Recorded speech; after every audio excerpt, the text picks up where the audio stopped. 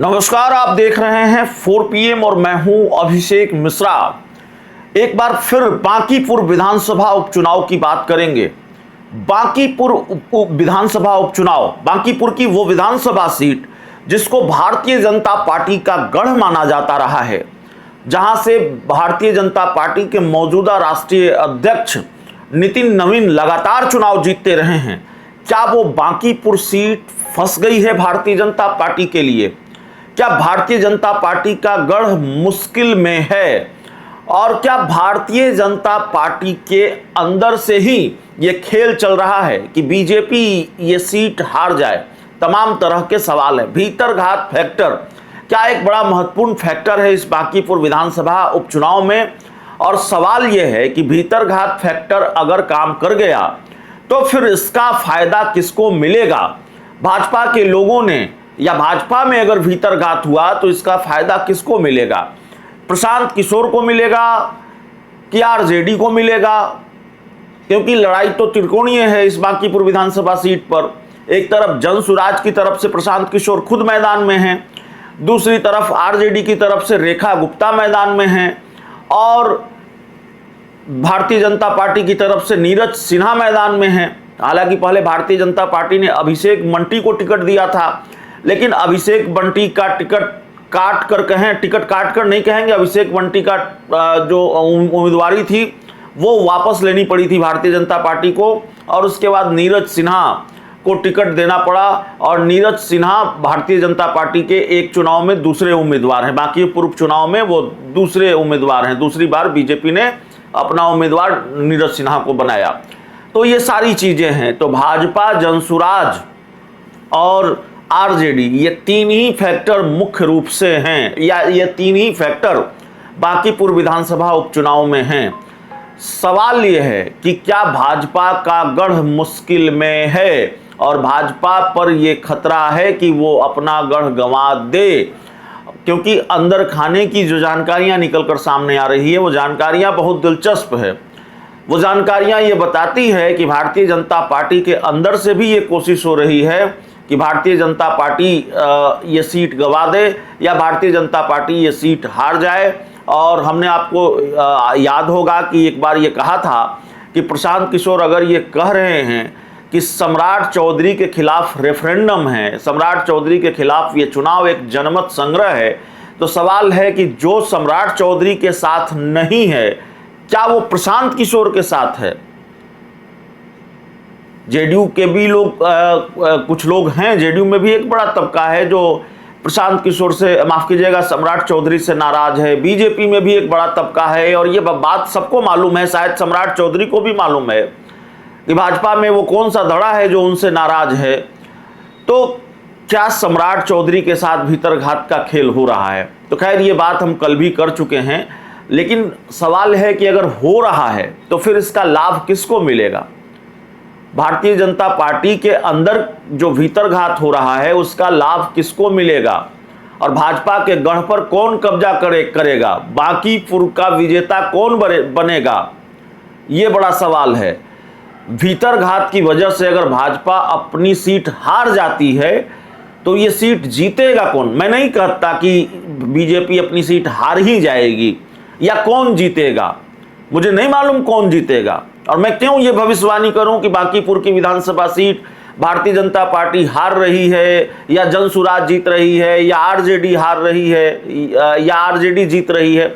इस तरह की भविष्यवाणी नहीं करूं। लेकिन सवाल यह है कि जो जानकारी अंदर से, या जो बात समझ में आ रही है कि भाई भीतरघात का खेल तो हो रहा है इस सीट पर, तो भीतरघात के खेल से अगर मगर का सवाल है, लेकिन अगर भारतीय जनता पार्टी ये सीट हार जाती है तो फिर किसका फायदा होगा? भाजपा के भीतरघात का फायदा कौन उठा ले जाएगा? इस गणित को जरा समझिए। भारतीय जनता पार्टी को 2025 के विधानसभा चुनाव में सीट में 92,000 वोट मिले, 92,000 से कुछ ज्यादा। तो भारतीय जनता पार्टी के नितिन नवीन इस सीट से चुनाव जीते थे। जनसुराज को मात्र 7,017 वोट मिले थे, और 38,000 वोट मिले थे आरजेडी को। तो आरजेडी दूसरे नंबर पर रही, जनसुराज तीसरे नंबर पर रही। अब सवाल ये है कि क्या बदल गया पिछले कुछ महीनों में। क्या सिर्फ इस वजह से कि प्रशांत किशोर खुद चुनावी मैदान में हैं, वो 7,000 का आंकड़ा क्या 70,000 तक पहुंच जाएगा? वो 7,000 का आंकड़ा 40,000 तक पहुंच जाएगा? क्या जंसुराज आरजेडी से भी आगे है इस विधानसभा उपचुनाव में? और आगे है तो कैसे है? कौन से वोटर हैं? क्या आरजेडी के आधार वोट बैंक में प्रशांत किशोर सेंध लगा पा रहे हैं? क्या भारतीय जनता पार्टी के आधार वोट बैंक में प्रशांत किशोर सेंध लगा पा रहे हैं? क्योंकि अगर भाजपा के भीतर घात का फायदा किसी को मिलना है तो वो तो नंबर 2, संभावित रूप से जो नंबर 2 की पार्टी है उसी को मिलना है। तो क्या प्रशांत किशोर इस चुनाव में नंबर 2 फैक्टर हैं या आरजेडी नंबर 2 फैक्टर है? ठीक है, भारतीय जनता पार्टी का गढ़ है तो आप भारतीय जनता पार्टी को नंबर 1 के तौर पर देख सकते हैं, लेकिन जो नंबर 2 है वही तो भीतरघात का फायदा उठाएगा और वही पार्टी तो भीतरघात का फायदा उठाकर बांकीपुर सीट कब्जा कर सकती है। तो ये बड़ा सवाल है। और एक सवाल यह भी है, बांकीपुर विधानसभा उपचुनाव को लेकर एक सवाल यह भी है कि प्रशांत किशोर ने बहुत मजबूती से चुनाव लड़ा था 2025 का विधानसभा चुनाव। अपनी ताकत वो आजमाकर देख चुके हैं और 2-2 बार देख चुके हैं। बिहार विधानसभा उपचुनाव, इससे पहले भी उपचुनाव हुए 4 सीटों पर, बेलागंज, रामगढ़, तड़ारी, इमामगंज। तो उस उपचुनाव में प्रशांत किशोर नहीं जीत पाए, एक भी सीट उनको नहीं मिली। बिहार विधानसभा चुनाव उन्होंने मजबूती से लड़ा। और प्रशांत किशोर के बारे में आपको मालूम है, सोशल मीडिया की फौज है, सोशल मीडिया पर काम करने वाले लोगों की फौज है, खुद भी रणनीतिकार रहे हैं, संसाधन की भी कमी नहीं है। वो खुद ही इस बात को स्वीकार करते हैं कि पैसे की भी कोई कमी नहीं है। 2 घंटे की सलाह के लिए वो 2 करोड़ रुपया लेते हैं, लेकिन बावजूद इसके 2025 के विधानसभा चुनाव में प्रशांत किशोर को एक भी सीट नहीं आई। तो सवाल है कि क्या बदल गया इन कुछ महीनों में कि प्रशांत किशोर इस बांकीपुर उपचुनाव में इतने बड़े फैक्टर साबित होंगे और प्रशांत किशोर इस चुनाव में कोई बहुत बड़ा कमाल दिखा पाएंगे। पता नहीं कमाल दिखा भी पाए, राजनीति में चमत्कार होता है, लेकिन जो तथ्य है वो तथ्य यही है, जो ट्रैक रिकॉर्ड है वो यही है कि प्रशांत किशोर न तो 4 सीटों के उपचुनाव में, न ही बिहार विधानसभा चुनाव में कोई कमाल दिखा पाए हैं। उनकी झोली खाली ही रही है। बिहार ने उन पर भरोसा नहीं किया, बिहार के वोटरों ने। और इसके बाद ये बांकीपुर का उपचुनाव, तो जो मेरी अपनी समझ कहती है कि अगर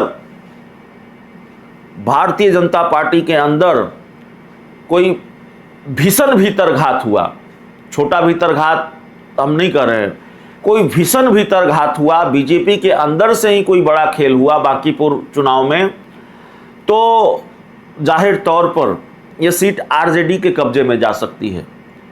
क्योंकि दूसरे नंबर पर आरजेडी रही थी और आरजेडी को ठीक ठाक वोट मिले थे। 38,000 के आसपास वोट लेकर आरजेडी की रेखा गुप्ता आई थी और वही उम्मीदवार फिर मैदान में है। तो भीषण भीतरघात का खेल हुआ और प्रशांत किशोर के बारे में कहा जा रहा है वो भी वोट काटेंगे। तो वोट काटेंगे कि चुनाव जीतेंगे, तो चुनाव नतीजे बताएंगे, लेकिन प्रशांत किशोर के चुनाव लड़ने का फायदा क्या आरजेडी को मिलेगा? तो भीतरघात और प्रशांत किशोर का चुनाव लड़ना, इन दोनों का फायदा अगर आरजेडी को मिला तो आरजेडी ये सीट निकाल भी सकती है, लेकिन ये इतना आसान नहीं है। आरजेडी और भारतीय जनता पार्टी के बीच वोटों का जो अंतर था वो बड़ा फासला था। वहाँ 92,000 वोट बीजेपी को मिले थे 2025 के विधानसभा चुनाव में और आरजेडी को 38,000 वोट मिले थे। लेकिन यहाँ बदलाव यह है कि तब कोई भीषण भीतरघात का खेल नहीं था। यहाँ खबर यह है कि कोई भीषण भीतरघात का खेल चल रहा है। तो कुल मिलाकर गणित यह है कि आरजेडी को ही इसका फायदा मिल सकता है। प्रशांत किशोर को, प्रशांत किशोर शायद तीसरे नंबर पर इस चुनाव में रहेंगे। अब जब चुनाव नतीजे आएंगे तब बात साफ होगी, लेकिन जो बांकीपुर का उपचुनाव है उसके गणित पर हम आगे भी बातचीत करते रहे हैं एक गणित हमने आपको यह भी समझाया कि भाई आप कहेंगे कि आप तो यह भी कह रहे थे कि चिराग मॉडल तेजस्वी यादव अपना रहे हैं, प्रशांत किशोर को हराने के लिए भारतीय जनता पार्टी के साथ कोई परोक्ष गठबंधन है या कोई ऐसा खेल है तेजस्वी यादव और बीजेपी का कि प्रशांत किशोर को निपटा देना है। संभव है, यह भी हो सकता है। तो कई तरह के खेल एक साथ नजर आ रहे हैं। फिलहाल तो भारतीय जनता पार्टी के अंदर जो खेल चल रहा है उसकी बात हम कर रहे हैं और उस खेल से फायदा किसको मिलेगा उसकी बात हम कर रहे थे। बहुत बहुत धन्यवाद।